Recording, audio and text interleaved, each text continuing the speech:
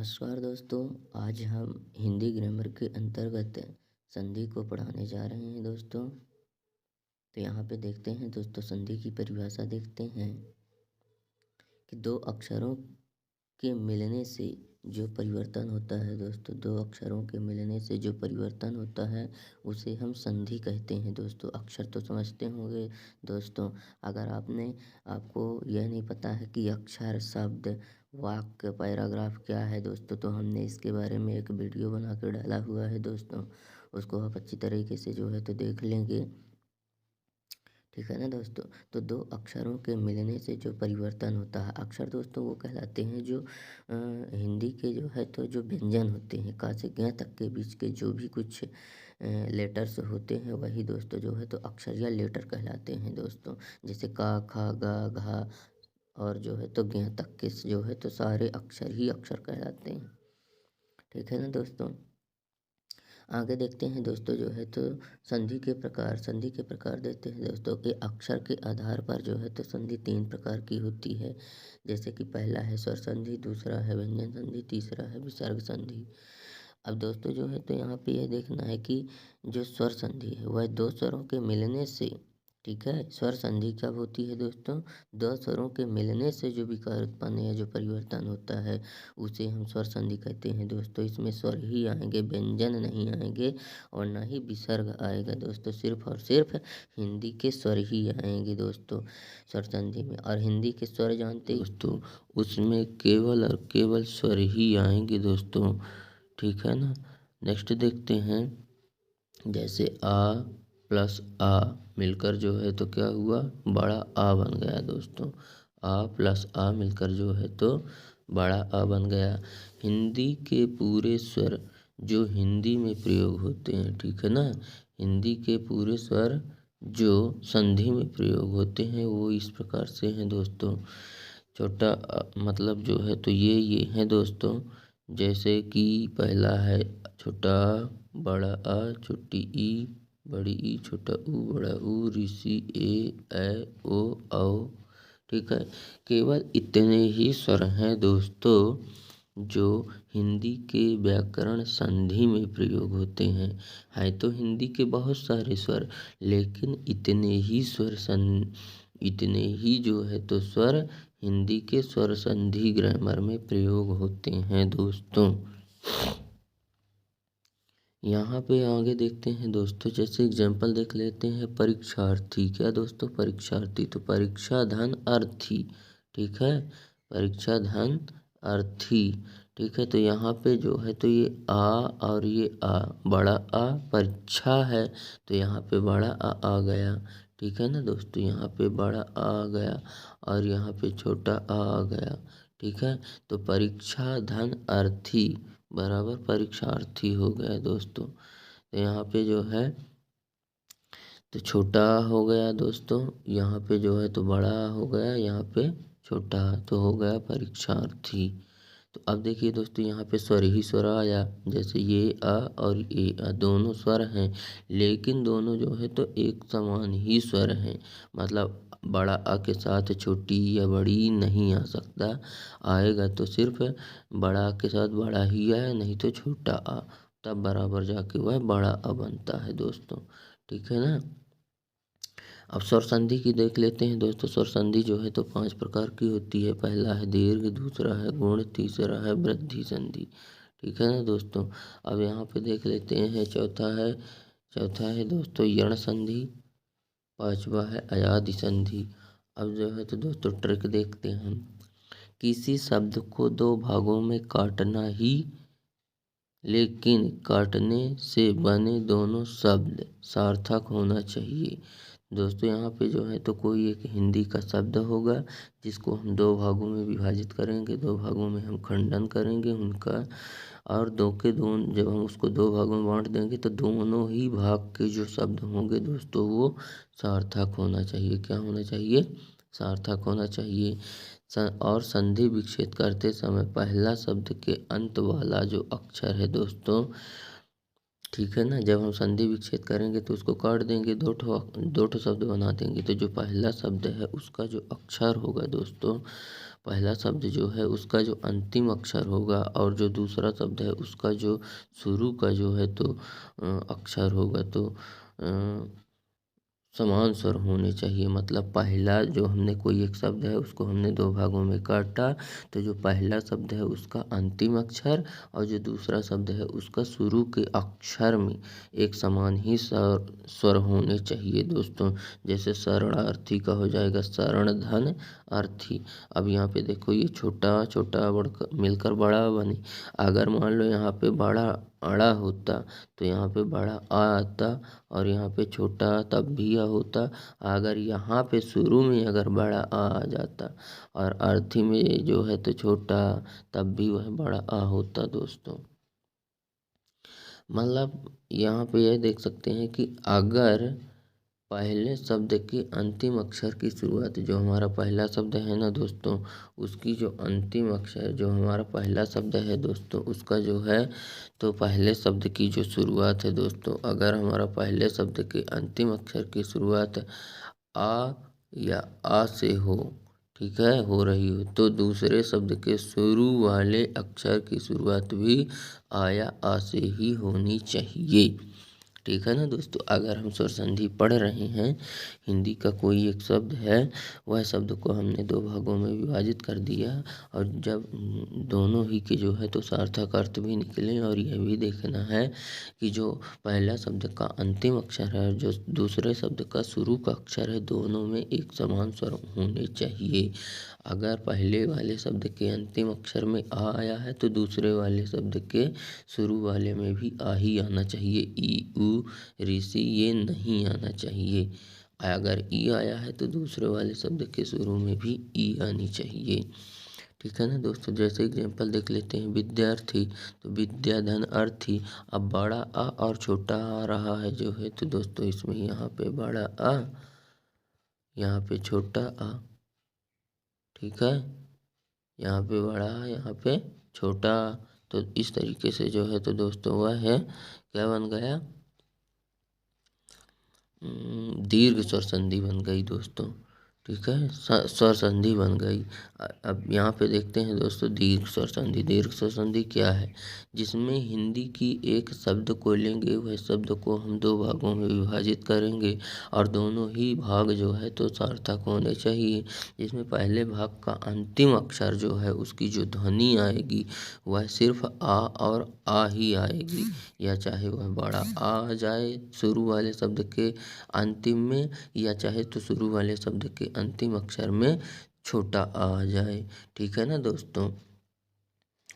चाहे तो छोटा आ जाए शुरू में और फिर बाद वाले में दूसरे वाले शब्द के शुरू में बड़ा आ जाए, या कि पहले वाले शब्द का अंतिम अक्षर बड़ा आ जाए और छोटे वाले शब्द के शुरू में छोटा आ जाए। ठीक है, पर आएगा सिर्फ आ ही आ। ठीक है ना दोस्तों का। और देखेंगे दोस्तों कि दीर्घ स्वर संधि। ठीक है, दीर्घ स्वर संधि क्या होता है दोस्तों, जिसमें हिंदी के बड़ी बड़ी मात्रा वाले ही स्वर आएंगे उसे हम दीर्घ स्वर संधि कहते हैं। जैसे बड़ी मात्रा बड़ा आ, बड़ा ई, बड़ा ऊ। ठीक है ना दोस्तों। तो मतलब जो है तो स्वर संधि हम किसे बोलेंगे दोस्तों, जिसमें हिंदी के बड़े बड़े ही स्वर आए उसे हम दीर्घ स्वर संधि कहते हैं दोस्तों। जैसे कि शब्द काटने के बाद ऐसे बनेंगे, छोटा आ में बड़ा आ प्लस छोटा आ बराबर बड़ा आ होता है, या छोटा आ और बड़ा आ बराबर बड़ा आ ही होता है दोस्तों। ठीक है, नेक्स्ट देखते हैं। जैसे छोटी ई और बड़ी ई बराबर बड़ी ई, छोटी ई और छोटी ई, बड़ी ई और छोटी ई बराबर बड़ी ई ही होता है दोस्तों। मतलब वही स्वर दोनों तरफ आना चाहिए। ठीक है, जैसे मान लीजिए न्यायालय है तो न्याय धन आलय। ठीक है, तो यहाँ पे जो ये आती है दोस्तों इसमें आ रहा है और जो ये बड़ा आ है तो आ रहा है, बड़ा आ रहा, तो छोटा आ और बड़ा अब बराबर क्या होता है, बड़ा होता है। अब जैसे यहाँ पे शरणार्थी देख लीजिए तो शरण में आ छोटा आ और अर्थी में छोटा आ, छोटा आ मिलकर भी बड़ा आ होता है। अब बड़ा आ छोटा आ मिलकर भी बड़ा आ होता है और छोटा आ और बड़ा आ मिलकर भी बड़ा आ ही होता है दोस्तों। दूसरा देख लेते हैं दोस्तों गुण स्वर संधि। गुण स्वर संधि क्या होती है दोस्तों?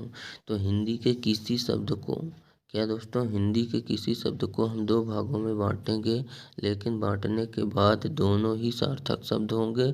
जो पहला शब्द होगा दोस्तों, उसका जो अंतिम अक्षर की जो ध्वनि होगी दोस्तों, वह सिर्फ आ या आ में ही निकलेगी। ठीक है, वह है गुण स्वर संधि, सिर्फ आ ही आ या आ में निकलेगी। ठीक है। दीर्घ स्वर संधि हमने बताया था दोस्तों कि हमने जो है तो कोई एक हिंदी का शब्द लेना है, जिसको दो भागों में विभाजित कर देना है, जिसमें जो और दोनों ही शब्द सार्थक होंगे। और यह भी देखना है कि जो पहला शब्द है उसका जो अंतिम अक्षर है दोस्तों, वह है उसमें जो है तो स्वर ही आना चाहिए, और जो दूसरा अक्षर है उसमें दूसरे अक्षर की शुरुआत भी जो है तो स्वर ही आना चाहिए। और वह दोनों के दोनों स्वर जो हैं तो क्या होने चाहिए दोस्तों? बड़े होने चाहिए। ठीक है ना दोस्तों, दोनों ही स्वर बड़े होने चाहिए, मिलकर बड़े ही बनेंगे। ठीक है ना दोस्तों। और गुण स्वर संधि में जो है तो क्या आएगा दोस्तों? जैसे इसमें भी हम जो है तो कोई एक शब्द लेंगे, उसको हम दो भागों में विभाजित करेंगे। ठीक है ना दोस्तों। तो जो पहला शब्द है, पहले शब्द का जो अंतिम अक्षर होगा, वह जो है तो दोस्तों उसमें आ और बड़ा आ दो में से कोई एक ही आएगा। और जबकि इसके जो दूसरा शब्द है, जो तो दूसरे शब्द के जो है तो शुरुआत है, यानी दूसरे शब्द का शुरू वाले जो अक्षर होगा, उसकी जो ध्वनि होगी दोस्तों, वह जो है तो सिर्फ क्या होगी दोस्तों? उसकी ध्वनि ई ऊ ऋषि और लिरी। क्या होगा दोस्तों? ई ऊ ऋषि और लिरी होंगे। जो दूसरे शब्द होगा, दूसरे शब्द के जो अक्षर है उसकी जो ध्वनि है वह ई ऊ ऋषि लिरी आएंगे।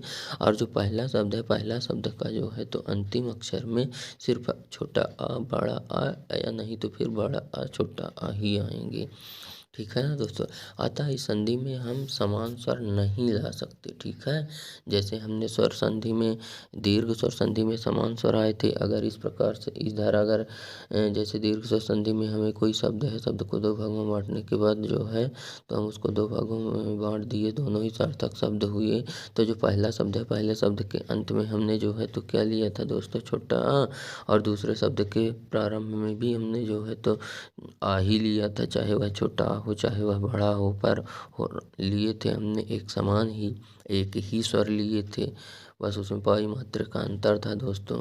लेकिन जो ये गुण स्वर संधि है, इसमें जो है तो एक समान स्वर नहीं होंगे दोस्तों। पहला शब्द जो है तो उसमें पहले शब्द का जो अंतिम अक्षर है उसकी ध्वनि सिर्फ आ, छोटा आ या बड़ा है, या बड़ा है या छोटा ही हो सकता है। जबकि जो दूसरा शब्द है उसकी शुरुआत दोस्तों जो है तो ई ऊ ऋषि और ली से होगी दोस्तों। इन स्वरों से जो है तो उसकी शुरुआत होगी दोस्तों। मतलब कहा जाए तो इस संधि में समान स्वर नहीं आ सकते दोस्तों। जैसे आ और ई आता है तो ए हो जाता है, हो जाएगा। अब देखिए दोस्तों, यहाँ पे जो है तो आ प्लस ई आया है, मतलब अलग स्वर आया है। मतलब छोटा आ अगर इधर है तो इधर बड़ा आ नहीं आया है।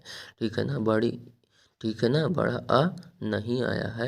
यहाँ पे जो है तो अलग स्वर आया है दोस्तों, इससे भिन्न स्वर आया है।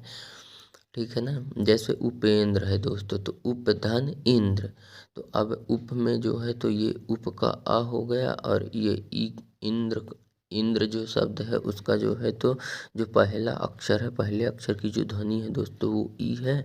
और जो पहला शब्द है और उसका अंतिम अक्षर की ध्वनि ए है, आ है दोस्तों। तो आ प्लस ई बराबर ए हो गया। ठीक है ना दोस्तों। अब यहाँ पे देख लीजिए दोस्तों, ये जो दोनों स्वर हैं ये अलग अलग आए हुए हैं। ठीक है ना, एक समान नहीं है। लेकिन ठीक है ना, आ प्लस ऊ आता है तो ओ हो जाएगा दोस्तों। इसी प्रकार से आ और ऋषि आता है तो अर हो जाएगा दोस्तों। ठीक है ना। नेक्स्ट देखते हैं, आ और लरी आएगा अगर तो जो है तो दोस्तों अल हो जाएगा। क्या हो जाएगा? अल हो जाएगा। तीसरी संधि देखते हैं दोस्तों, यण स्वर संधि। इस संधि में भी जो है तो हिंदी का कोई एक हम शब्द लेंगे, उसको हम दो भागों में विभाजित करेंगे, और दोनों ही शब्द सार्थक होंगे दोनों ही शब्द जो है तो सार्थक होंगे। ठीक है ना। लेकिन यहाँ पे जो है तो यण स्वर संधि में यह ध्यान देना है कि जो पहला शब्द होगा तो पहले शब्द का जो अंतिम अक्षर की जो ध्वनि होगी दोस्तों वह ई उ ऋषि ही आएगी, इसके अलावा और कुछ नहीं आएगा। जो पहला शब्द है दोस्तों, पहला शब्द का जो अंतिम अक्षर है उसकी ध्वनि की शुरुआत दोस्तों ई उ और ऋषि से आएगी, और जबकि जो दूसरा शब्द है उसके जो है तो दूसरे शब्द के जो है तो शुरू अक्षर की शुरुआत में जो ध्वनि आएगी दोस्तों वो जो है तो भिन्न आएगी, इससे भिन्न आएगी। ई उ ऋषि से जो है तो भिन्न आएगी दोस्तों। एग्जाम्पल जैसे यद्यपि लिखा है दोस्तों तो यदि धन अपि है। अब यहाँ पे जो है तो छोटी ई है, छोटी ई और यहाँ पे छोटा आ, मतलब भिन्न स्वर आ गए। मतलब छोटी ई है इधर तो इधर बड़ी ई नहीं आई और ना ही छोटी ई आई, मतलब अलग अलग आए हैं दोस्तों। क्या अलग अलग स्वर आए हैं दोस्तों। यहाँ पे आगे देखते हैं दोस्तों, दूसरे शब्द के शुरू के अक्षर की जो ध्वनि होगी वह ई उ ऋषि नहीं होनी चाहिए, इनसे भिन्न होनी चाहिए दोस्तों। ठीक है ना। जो दूसरे पहला शब्द का जो अंतिम यण स्वर संधि में जो पहला शब्द है उसका जो अंतिम अक्षर है वहाँ पे ई उ ऋषि और ई उ और ऋषि आएंगे, और जबकि जो दूसरा शब्द है दूसरे शब्द का जो शुरू का अक्षर है उसकी ध्वनि भिन्न होगी, इनसे ई उ ऋषि नहीं आने चाहिए, क्योंकि ई उ ऋषि फर्स्ट शब्द के अंतिम में आए हैं, तो यह दूसरे शब्द के अंतिम में दूसरे शब्द के शुरू में नहीं आ सकते दोस्तों। नेक्स्ट जो है तो स्वर संधि का प्रकार देखते हैं दोस्तों, वृद्धि स्वर संधि। इस संधि में हम जो है तो एक शब्द लेंगे जिसको दो भागों में विभाजित करेंगे, दोनों ही शब्द जो है तो सार्थक होंगे, पहली बात। दूसरी बात यह रहेगा दोस्तों कि इस संधि का निर्माण जो है तो ए और ओ को आधार मानकर हुआ है, अर्थात ए में अगर ज़्यादा से ज़्यादा हम वृद्धि करेंगे तो ए हो जाएगा और ज़्यादा से ज़्यादा कुछ नहीं होगा। ए में वृद्धि करेंगे तो आय हो जाएगा, उससे ज़्यादा क्या होगा दोस्तों। और इसी तरह अगर हम ओ में वृद्धि करेंगे तो वह औ बन जाएगा, और क्या होगा, इससे ज़्यादा कुछ नहीं होगा दोस्तों। इस संधि की पहचान है ए और औ दोस्तों। क्या ए और औ। एग्जाम्पल्स देखते हैं दोस्तों, एक का एक धन एक। अब देखिए यहाँ पे आ है और यहाँ पे ए है, तो आ और ए मिलेंगे तो क्या हो जाएगा, आय हो जाएगा दोस्तों। क्या हो जाएगा, आय हो जाएगा। ठीक है ना दोस्तों। जैसे सदा धन आय होता है दोस्तों। जैसे सदैव का हो जाएगा सदा धन आयब, मतलब इसमें बड़ा आ गया और इसमें छोटा ए आ गया तो दोनों मिलकर क्या हुए, आय हो गए। ठीक है, आय हो गए। इस तरीके से जो है तो तुम्हारा ये गुण स्वर, तुम्हारा जो ये संधि था दोस्तों वह पूरा हुआ। और नेक्स्ट वाला जो है तो स्वर संधि का प्रकार है दोस्तों अयादि स्वर संधि। अयादि स्वर संधि, इसमें भी जो है तो दोस्तों हम कोई एक शब्द लेंगे जिसको दो भाग में विभाजित करेंगे, दोनों ही जो है तो शब्द जो है तो सार्थक होंगे दोस्तों। ठीक है, सार्थक होंगे दोस्तों। इस संधि में मात्र दो अक्षरों का काम है। किसका काम है दोस्तों, दो अक्षरों का, जिसमें पहले शब्द का अंत वाले अक्षर की ध्वनि सिर्फ ए ओ औ रहेगी, और दूसरे शब्द का शुरू वाले अक्षर की ध्वनि सिर्फ ई या ई रहेगी। ठीक है ना। ए ओ और पहले शब्द का अंतिम अक्षर रहेगी, और जो दूसरा शब्द है उसका जो शुरू वाले शब्द की जो ध्वनि है वह शुरू वाले अक्षर की जो ध्वनि है दोस्तों वह बड़ी ई या छोटी ई से जो है तो चालू होगी, मतलब असमान स्वर आएंगे दोस्तों। जैसे छोटा आ है, छोटा ए है प्लस छोटी ई बराबर आय, बड़ा ए प्लस छोटी ई बराबर आय, छोटा और ओ प्लस ई बराबर छोटा ई बराबर आओ प्लस छोटा ई बराबर आओ। उदाहरण पवित्र, पवधन इत्र। अब यहाँ पे छोटा आ, यहाँ पे छोटा और यहाँ पे छोटी, दोनों मिल गए छोटा आ, मतलब यहाँ पे ओ, ठीक है ना। यहाँ पे जो है तो ओ मिल गया दोस्तों, सॉरी यहाँ पे ओ मिल गया, और ये जो छोटी ई है तो ई तो ऑलरेडी रखी रहेगी, और जो पाव है तो वह वकुला को हम ओ पढ़ेंगे, ओ। तो ओ प्लस ई बराबर क्या हो जाएगा, आओ हो जाएगा, तो पवित्र हो गया दोस्तों। ठीक है। जैसे नायक है दोस्तों, तो ए धन आ बराबर आए। ठीक है। नेक्स्ट संधि देखते हैं दोस्तों। संधि का जो है तो दूसरा प्रकार है दोस्तों व्यंजन संधि। व्यंजनों का टूटना ही जो है तो दोस्तों क्या है, व्यंजन संधि। व्यंजन समझते हो दोस्तों, का से लेकर ज्ञ तक के सारे अक्षर व्यंजन कहलाते हैं दोस्तों। क्या कहलाते हैं, व्यंजन कहलाते हैं। ठीक है। तो उन्हीं का टूटना ही जो है तो दोस्तों व्यंजन संधि कहलाता है। वो टूट जाते हैं तो आधे हो जाते हैं। ठीक है ना दोस्तों। जैसे जो हलंत लगा होता है, जैसे ये हलंत लग गया, का में लग गया, खा में लग गया, तो दोस्तों जो ये हलंत लगता है इसका मतलब होता है कि कोई भी वह व्यंजन जो है तो वह आधा है। ठीक है ना, वह टूटा हुआ है। ठीक है। अब आगे देखिए, जो ये का है ना वह टूटा हुआ है। क्या है दोस्तों, टूटा हुआ है, जो कि एक व्यंजन है। अर्थात कोई एक हिंदी का सार्थक शब्द है जिसको हम दो भागों में विभाजित करेंगे, दोनों ही सार्थक होंगे। लेकिन जो पहला शब्द होगा दोस्तों वह क्या होगा दोस्तों, पहला शब्द का जो अंतिम अक्षर होगा दोस्तों, पहला शब्द का जो अंतिम अक्षर होगा दोस्तों वह है का, खा, गा, और जो दूसरा शब्द होगा दोस्तों पूरा सार्थक होगा। वह जो है तो होगा जो पूरा सार्थक होगा दोस्तों। लेकिन जो पहला शब्द है उसका जो अंतिम अक्षर होगा दोस्तों, उसकी जो ध्वनि होगी वह, ठीक है, का, खा, गा से होगी दोस्तों। जैसे दिक। ठीक है ना दोस्तों, जैसे दिक। धन गज बराबर दिग्गज, दिक धन अंत बराबर दिकंत। ठीक है। भागवत धन भजन बराबर भागवत भजन। तो जो ये हलंत लगा है ना दोस्तों, ये जो हलंत लगा है ना दोस्तों, यह व्यंजन टूट कर बना हुआ है। अब जब इसमें हम पूरा व्यंजन जोड़ देंगे तो यह पूरा ता बन जाएगा, यह पूरा का बन जाएगा, यह भी पूरा का बन जाएगा, यह पूरा ता बन जाएगा दोस्तों। ठीक है ना। अब देखते हैं दोस्तों नेक्स्ट जो है तो संधि का प्रकार है दोस्तों विसर्ग संधि। इस संधि में मात्र हिंदी के स्वर आएंगे। कौन कौन से, अंग और आहा। विसर्ग संधि की पहचान है ये और ये। ठीक है ना।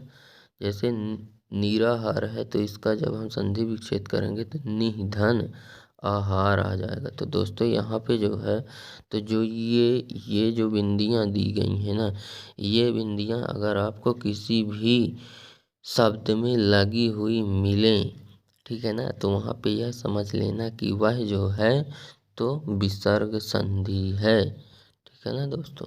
नेक्स्ट देखते हैं, जैसे दुह धन आशा बराबर दुराशा, माना धन योग बराबर मनोयोग। ठीक है ना दोस्तों। तो इस तरह से दोस्तों आज का हमारा ये संधि का जो टॉपिक था दोस्तों वो जो है तो होता है पूरा। दोस्तों आप लोग जो है तो कमेंट में बताइएगा हमारी वीडियो आप लोग को कैसी लगी, और अगर अभी तक आप लोगों ने हमारे चैनल को लाइक और सब्सक्राइब नहीं किया है तो ज़रूर से ज़रूर जो है तो हमारे चैनल को लाइक और सब्सक्राइब कर दें दोस्तों, ताकि और बेल आइकन भी जो है तो प्रेस कर दें ताकि हमारी नेक्स्ट आने वाली वीडियो की नोटिफिकेशन आप तक पहुंच जाए दोस्तों।